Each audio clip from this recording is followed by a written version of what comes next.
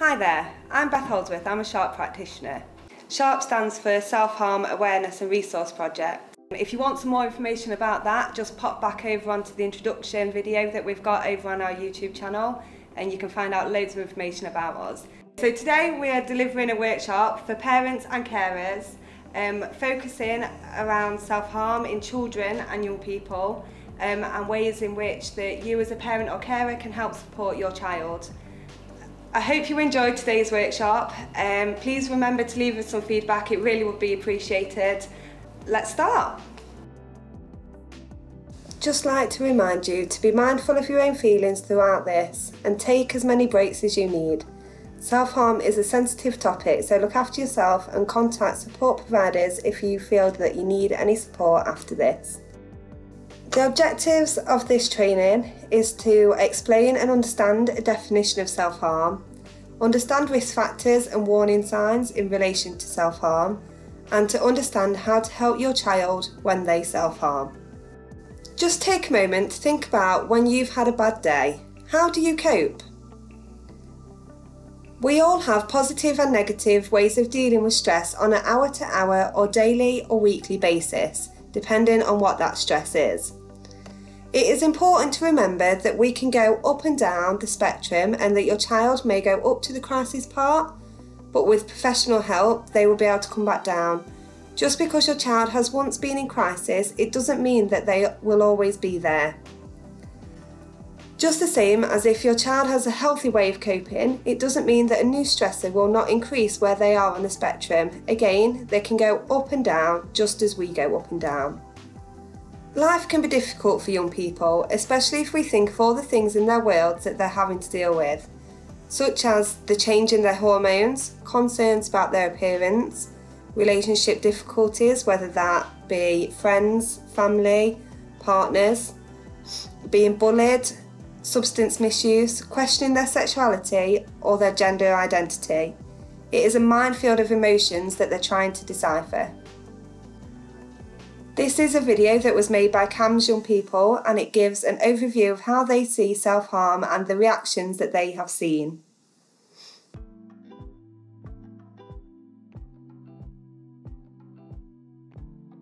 The NICE guidelines state that direct types of self-harm are those that deal with and cause immediate physical harm to the body at the time of the behaviour.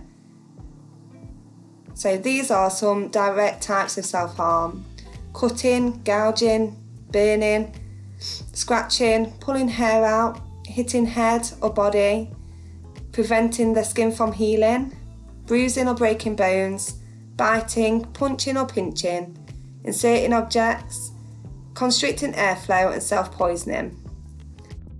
You cannot see damage from the methods, for example hitting their head or self-poisoning, carry a higher level of risk. However, all types of direct self-harm carry some form of risk. Self-poisoning can include substances that are not meant to be ingested or not following the recommended doses on those medication. Not taking medication may also be a way of self-harming, for example, not taking the insulin for the diabetic medication. Although young people with severe learning disabilities can display what are perceived by others as self-harm behaviours, there may be other functions of the behaviour to consider. For example, to achieve certain sensory stimulation. By definition, young people with learning disabilities have impaired communication, and it is not uncommon for a young person to hit or bite themselves when feeling frustrated or not understood. Or, as described above, it may be to enlist help. For example, physical pain such as an ear infection may be expressed through hitting themselves on the ear. It is therefore important to find out what is being communicated with this behaviour, rather than assuming that it is self-harm. Some indirect types of self-harm include substance use, so this could be recreational or used as a distraction or an escapism form. Physical risk-taking behaviour, such as a young boy playing chicken on their own or a teenage girl going out all night to certain areas or houses that have increased the chance of sexual or physical harm. Self-neglect could include not washing, not eating, not caring for themselves as a way of hurting themselves. So we're going to read some words out. I'd like you to write down how many of those words that you can get in one go. I feel so alone. I can't do angry. this. Why doesn't anyone Why am I like in so me? much pain? Why am I so I'm weird? so agitated. I don't fit in. I hate myself. They're just I wish better I off was without dead. me. I feel Why was so I even annoyed. born? I feel I ashamed. just want it to stop. I'm so stupid. What if I fail? I feel I'm dirty. never going to be anything. I What's feel the point? stressed. I'm can't so cope ugly. anymore. I feel always be in the isolated. middle. I just want peace. This example can give us an idea of how young people may feel and how they may be thinking. Often young people struggle to make sense of their emotions and are unable to label them in such a way of this example. This can be very confusing and overwhelming for that young person. Some common misconceptions around self-harm: attention seeking or manipulative behaviour. If a child is seeking attention through self-harming behaviour, they are communicating their very real need for attention or help. Often we see attention seeking as quite a negative thing, so I think it's really important to change that to care needing and looking at what attention does your child need in that moment. Self-harm as a way of fitting in. Young people do not self-harm to fit in or as a response to media or to emo or goth culture. Young people who have similar needs may gravitate towards one another, but reasons for self-harm will not be to fit in. Self-harm as a rite of passage. Self-harm is never just a usual part of adolescent development. It's employed where a young person may feel that they've got no other coping strategy. Self-harm is a suicide attempt.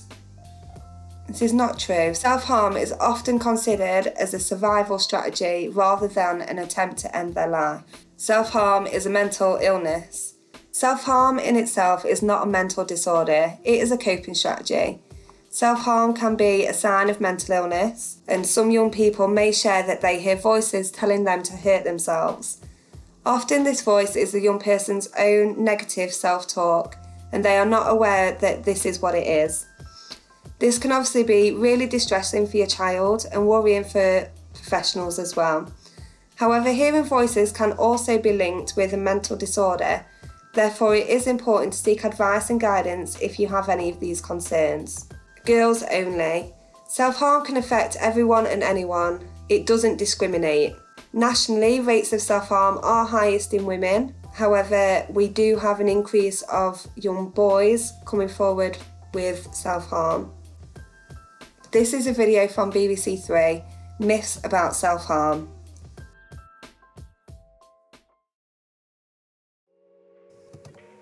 Self-harm and the internet is a scary place.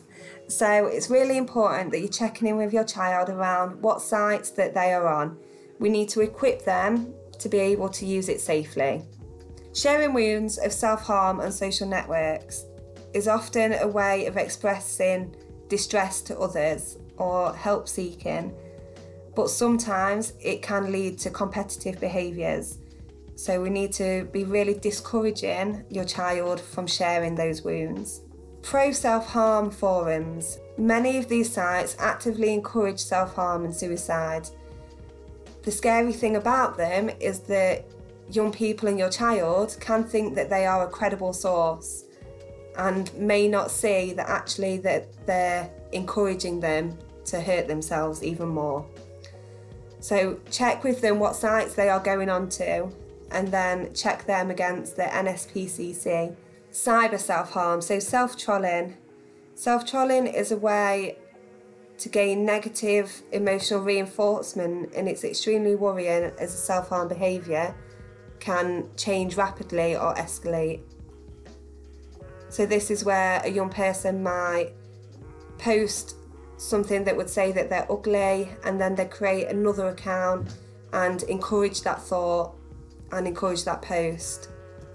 So it really reinforces that negative self-talk that they've got at the minute. Social media challenges. There's quite a lot of social media challenges out there. A couple of the ones that we've got on here. So The paracetamol challenge is one where young people are encouraged to consume as many paracetamols as they can and video this at the same time. The sleeper challenge is a playground game in which children deliberately make themselves unconscious. The game of 72 is where young people are challenging other young people to disappear without a word to their families for 72 hours and create as much hype as they can.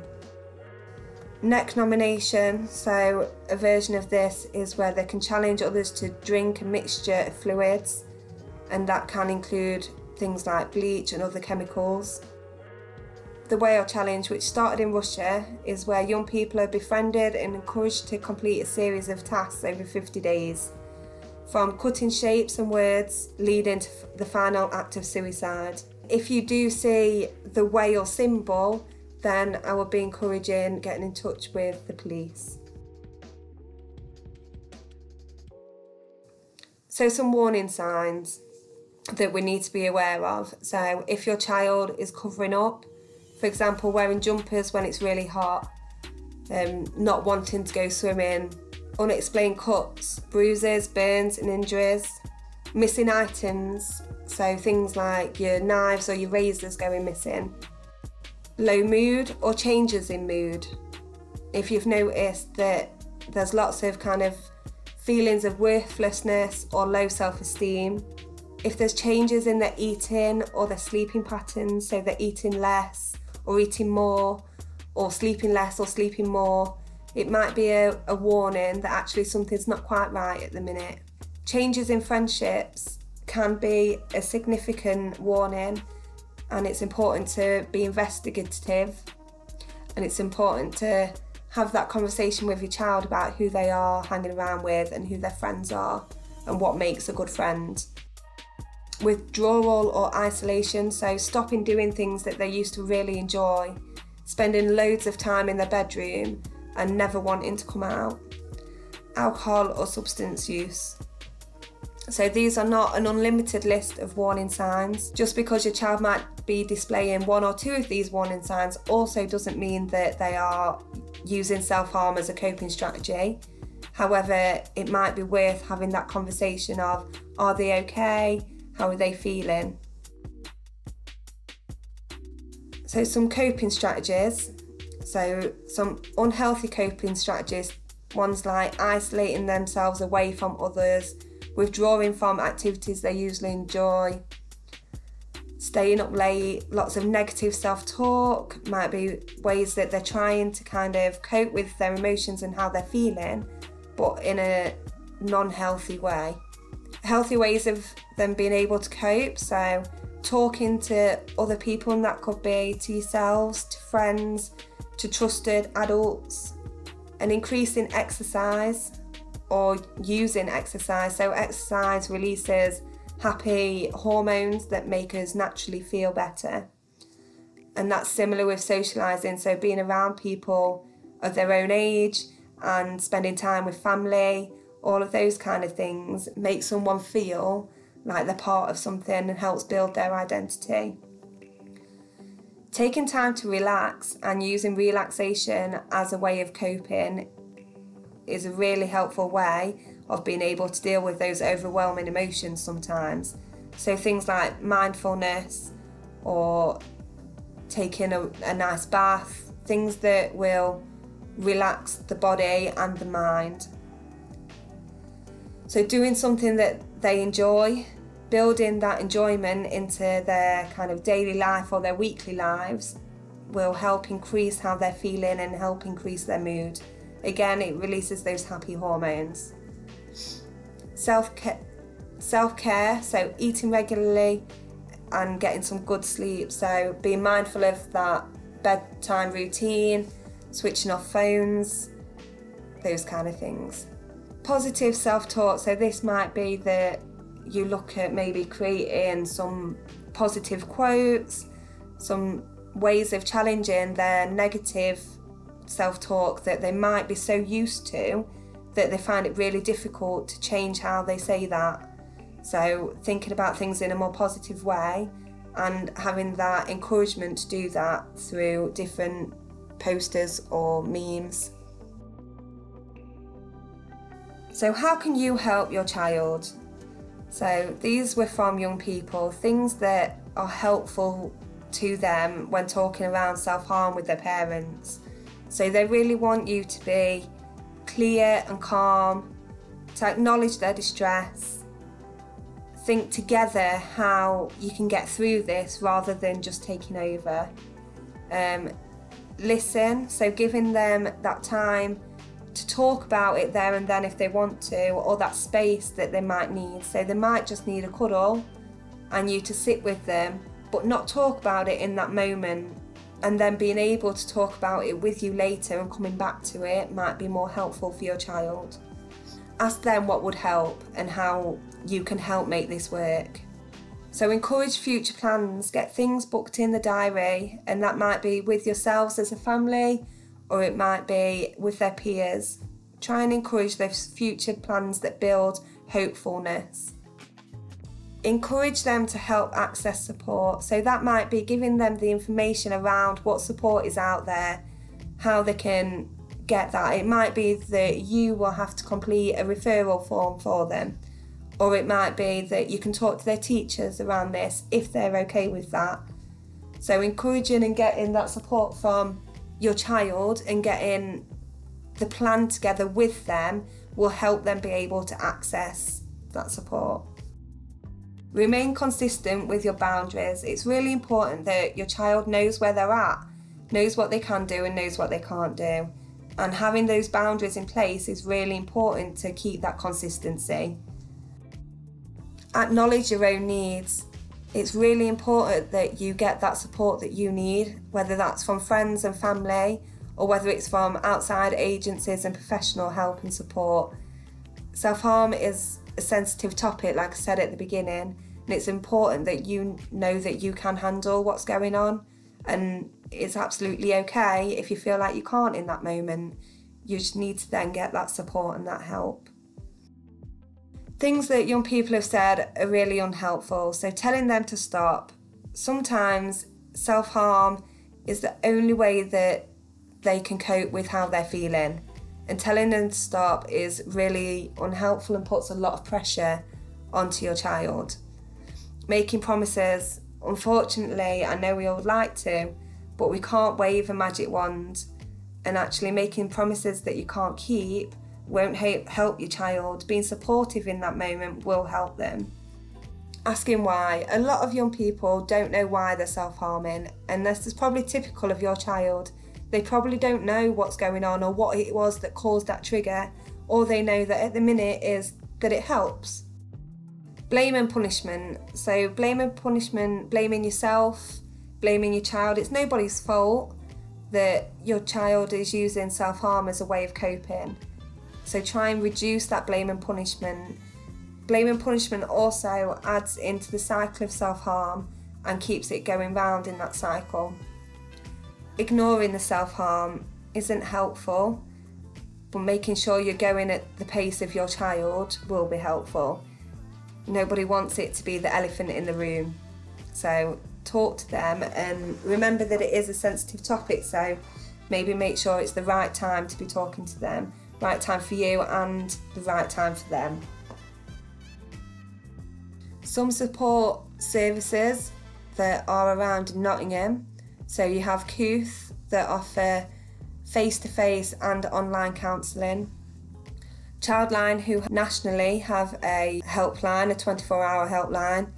Base 51 offers counselling service within Nottingham. Harmless also offers support around self-harm and suicide.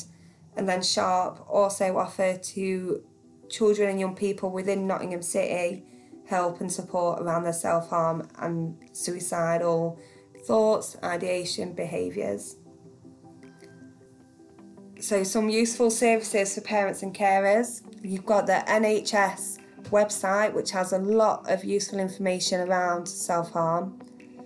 Papyrus has information and support around suicide. Samaritans is where you can maybe get some support for yourself as well as your child. They offer counselling services 24 hours a day.